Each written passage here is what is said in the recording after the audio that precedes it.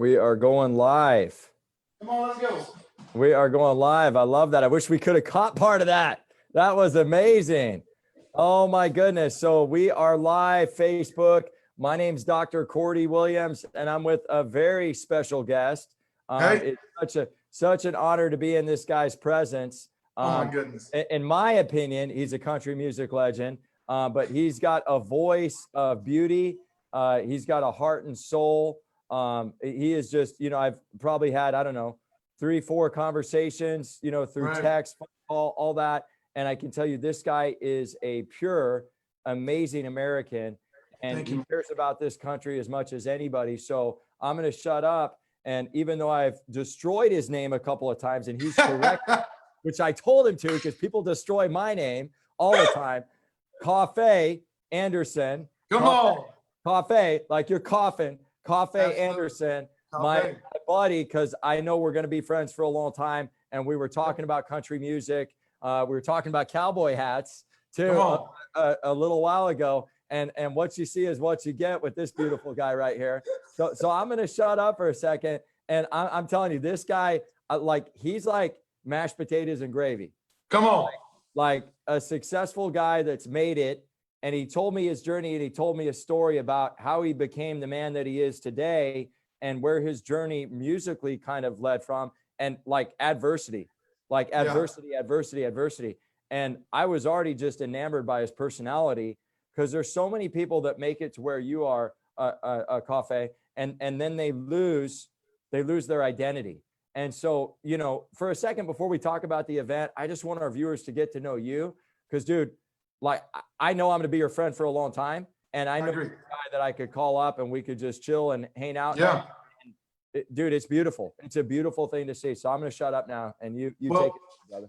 Well, Doctor, thank you for having me. I appreciate it. It's a blessing to be with you, and I feel the exact same. Feelings mutual.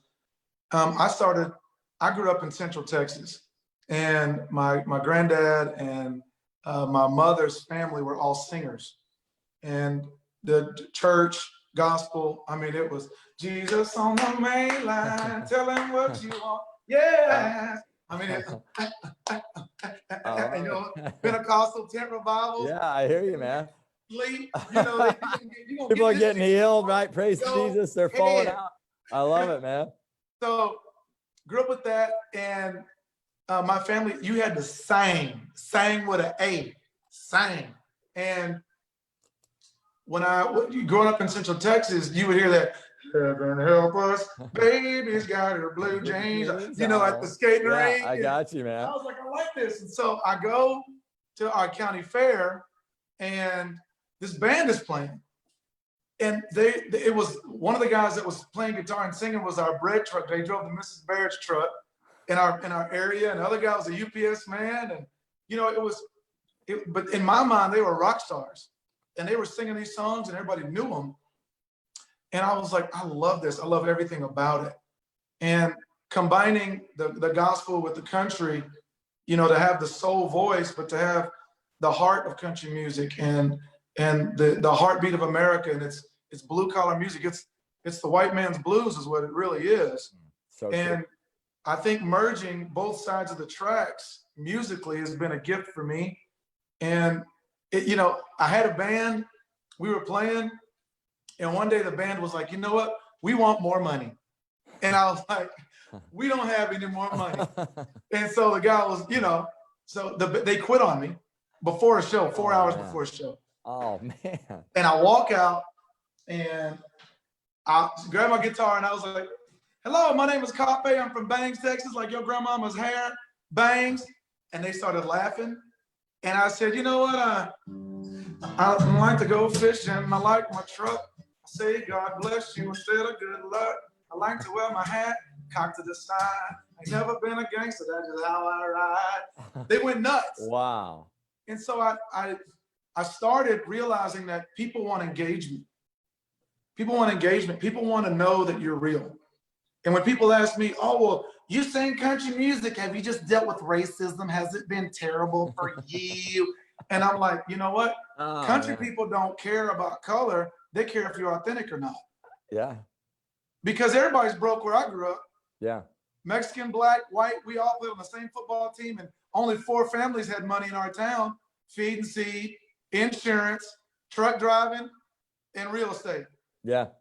Yeah. Nobody else had no money. I mean, I grew up on a dirt road. Well, I was born in Florence, Alabama, and there's probably a town of like 75,000, right? Right. And then I was in Seattle, and then I was in Spokane. And on Spokane, we lived in Elk, Washington. And there was a dirt road, bro. There was the dirt road and like one grocery store. And we owned the restaurant. And at the time, man, we were living in a trailer. And I'm not talking a mobile home, I'm talking a trailer. And there were like hay bales around the trailer to insulate the heat. Listen, I don't trust a house I can't drive. Yeah. Okay. Oh, I can't man, pay I the love rent. it. Put your seatbelt on. I'm gone. So oh man, I love it. I get it, but the thing is my country was different. Okay. See, my country folks, I knew what their mindset was. Seattle country, they hugging trees. The women's underarms look like mine. They ain't shaved. No. Oh, that Pacific West country is way different. Oh man, we forgot to say in the introduction, comedian as well, right? Yeah. We forgot to say comedian as well. You know, good. I think growing up in Texas, I saw, and I lived in Mexico for a while. I wanted to be a missionary and lived in Mexico for a while. I saw the food truck in 1999, before it even hit in the States. I saw guys pulling up, cooking food and making tortillas, and I just saw the lines of people. And I came back and I was like, I told my dad, we need to start a mobile barbecue spot. And he was laughing, you're crazy. Yeah. You know, he Cajun too, so hey, je suis fâté. You know, he ain't playing. He talked to you in French. He be mad at you. So wow. I saw it, and I saw people that, what do you have in your hands? And I remember reading when Jesus went out to the desert to mourn the death of John the Baptist, 5,000 people followed him. So he had 5,000 followers before Instagram. And so he goes out to the desert, 5,000 people follow him. And the disciples said, you got to send these people back home, man, because we ain't got the food. He goes, what do you have in your hands? And he had a fish plate, and it was 2 pieces of fish and 5 hush puppies. Okay, this Long John Silver's was back in the old school. Remember hush puppies? So they took what they had in their hands and they handed it to the master, and he multiplied it. And when I backed up and looked, I said, what, you know, I can't make these music videos. I don't have $50,000 to get somebody to make an album. What do I have? I had the internet, I had my laptop, and I had a guitar. And one day I opened up my computer and I was like, hello, this is Coffey with the song of the day. The song of the day is, and I would play, and I'd show people how to play the guitar chords, and I would sing. And I said, if you like what you hear, buy my album or book me. And people started booking, and the videos just kept rolling. And my first video ended up with like 63,000 hits. The next one the same way. And I just literally sat in my apartment. A friend of mine told me, hey, you can sell your album on iTunes. I was like, wow, what you mean? She was like, $35 a year, you can get your album on iTunes. Wow.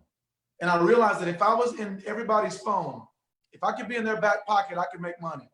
Because now I'm on the same playing field as every other artist, Chris Tomlin or Florida Georgia Line or whoever. If they can find me, it's just my job to let them know I'm available. Yeah. I put the album up, I sang. I had to wait 3 months to get my first payment. The first week it was $240 on a Friday. I was like, hey, okay. The next Friday it was $400. Wow. Next Friday it was $1,200. Wow. Next Friday it was $3,000. It keeps growing. And then people are now calling, hey, we want you to come sing. And I was like, okay. They were like, how much? And I was like, $1,000 a flight in a room. They were like, that's it? Dang. Yes. So I had to read books on negotiating. Yeah. You know, it's all the process of you're not where you want to be. And if you are, something's wrong. You've either been hurt, you lost focus, or you lost your fire. There has to be the continuation of growing. And in growing, can you also be a blessing to those around you? And when I see where our country is, that's why I jumped in the PPE game. Was these businesses can't open unless they get a mask. But the TV, the mainstream media is telling us that there's no mask. But my buddy just bought a warehouse and there's 1.3 million of them. Somebody lying. Yeah. Wait a minute. So I can, it says that I can protect my family, but I can't protect my family in your county? Yeah. So what are we really talking about right now? Because you're telling me that I have freedom, and I didn't have the free. And trust me, I have more freedoms than my mother did, who had to picket to get into college, or my granddad, who had to sit in the back of the bus. It was different. But you're taking away the ability to reason and think. Mm-hmm. That's what you're doing. So you're telling me because I need to wear a mask, that you're taking the Constitution and cutting it up, and now I'm wrapped around my ear. Wait. What are we really saying right now? What are we really saying? And when you look at that, if you don't stand for justice, if you don't stand up in the face of possible tyranny, if you don't stand up for those who can't. I went to the Los Angeles Dream Center 2 weeks ago, and we did a fundraiser. Me, Sherry Shepard, who used to be on The View, she was one of the conservatives on The View. She was off. Lena Ramini, she was on, I don't know, all these fans, I don't know these people. But we're passing out food. People aren't asking for a job. People aren't asking for masks. They're asking for food, Cordie. I'm looking at this mom cry her eyes out, asking for diapers. And our pastor came from the back running and just threw enough diapers in there for 6 months, and she just put her head on the steering wheel. Son, what are we doing? And what are we doing? And I totally agree with that. I was on the Robert Scott Bell show a few minutes ago, and I was just talking about the fact that there's people in my profession, and I'm embarrassed to say this, that have profited off the profession for years. And now my friend, Dr. Billy DeMoss, who you'll meet, you'll absolutely love him. Okay. And Chris Lippy and myself and others, we're calling these doctors, and we're trying to get them to come out to Sacramento. We're trying to get them to be there for humanity, like you have been so much, right? And everybody's like, I don't know. There's guys that are staying home and on the sidelines that are worried about their practice, their revenue, their license. And my whole point, what I said is, you can wipe your tail with that. Like, none of that matters. If this bus, if we don't get this bus that's driving towards socialism to turn around and go back the other way towards freedom, none of it matters. And, I had 2 patients cry on my shoulder this morning, about their businesses. There's moms having babies alone. As a Marine, we never leave somebody behind in combat. My CA, my office manager, she literally had to say goodbye to her grandfather who was about to die through a plastic screen. And so, we think about that, right? And you get the pulse of the people, in my opinion, more than the governor does. The thing I would love for him to see is what I've seen in Texas is let your people decide. Yeah. I think the dictatorship mentality that Americans aren't smart enough to police themselves. Well, who do you think is first responders? Our citizens. Yeah.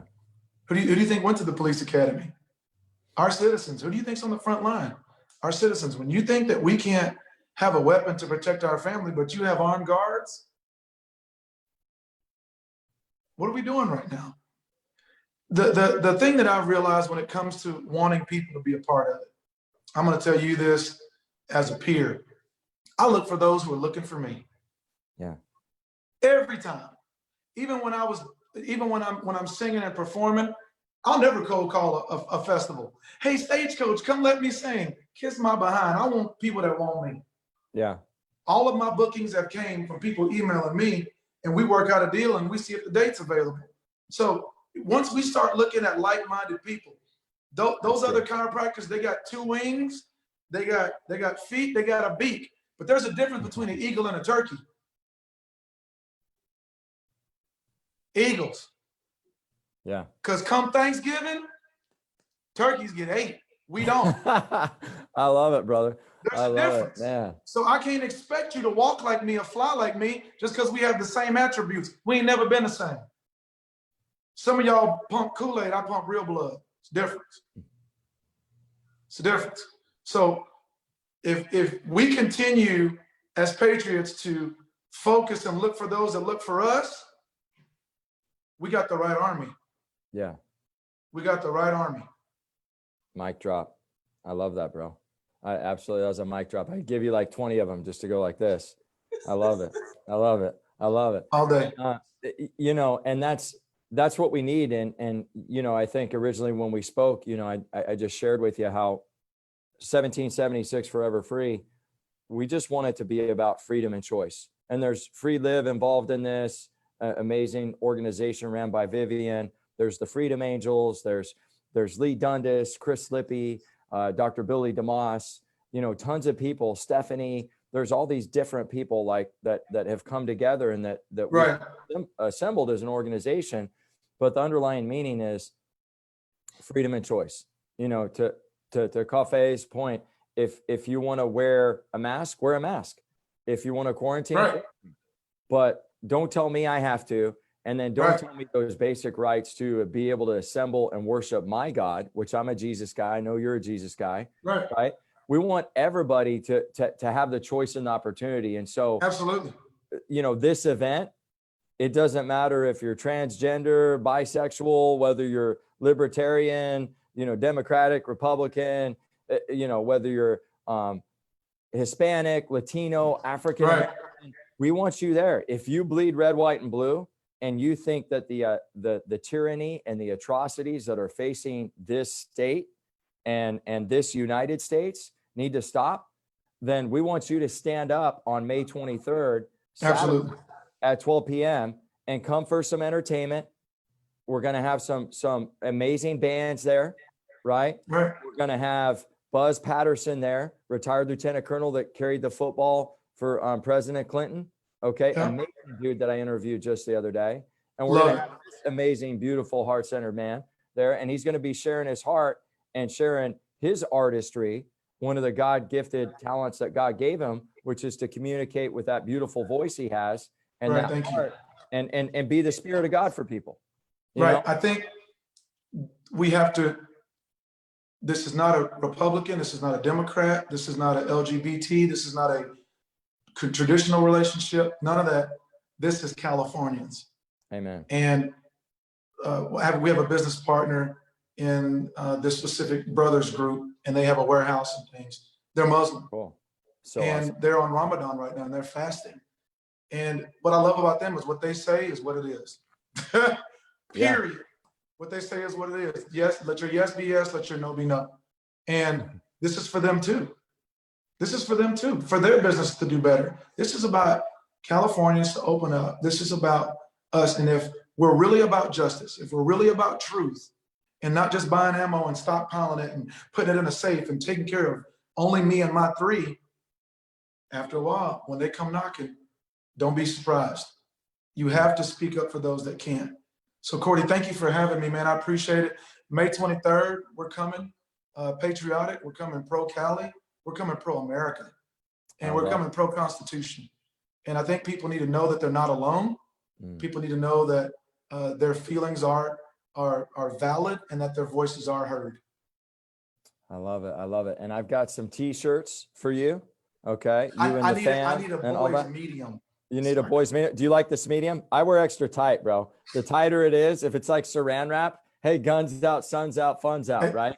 Like I'm bringing my seamstress in case you drop the ball on that. I love it. I love it, man. Hey, we'll just get to this. You know how they do it on the jerseys where they take the elastic to make it look. I'm gonna do the Zeke. I'm gonna get the L.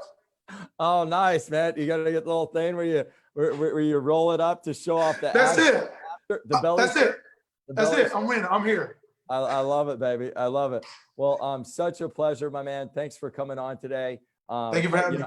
I know everybody saw your heart, and we will see you on May 23rd. And God bless you, brother. Thank you so much. Awesome, man. Y'all take care. See you. God bless you.